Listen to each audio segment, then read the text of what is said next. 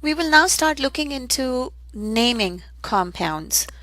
In this course, we will talk about naming ionic compounds, we will talk about naming molecular compounds, and within the molecular compounds category, we will also talk about acids.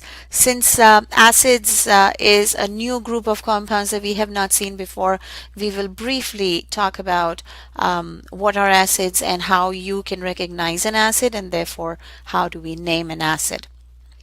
For the purpose of nomenclature, for the purpose of naming a compound needs to be fit into some categories because every category has its own steps for naming that compound. So when you have a compound and you have to name it, we need to first decide if this compound is an ionic compound or a molecular compound.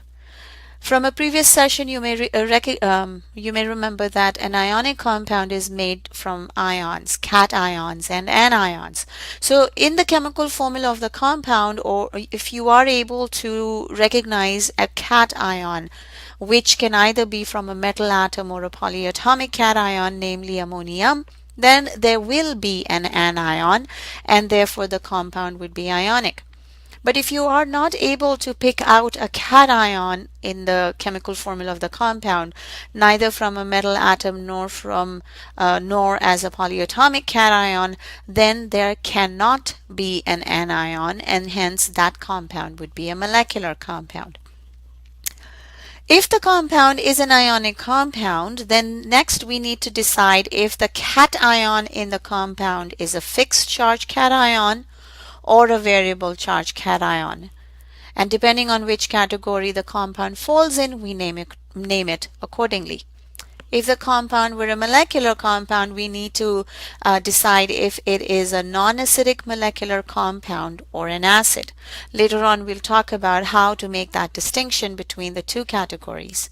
If a compound is decided to be an acid, then it needs to be named either as an ide acid or an ate acid or an ite acid.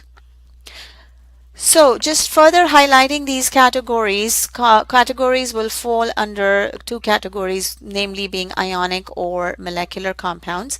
Within the within the ionic compounds categories, the compounds could either be those that have fixed charge cations in them, such as the ones that are listed, or they could have variable charge cations in them, such as the ones that are listed under that category.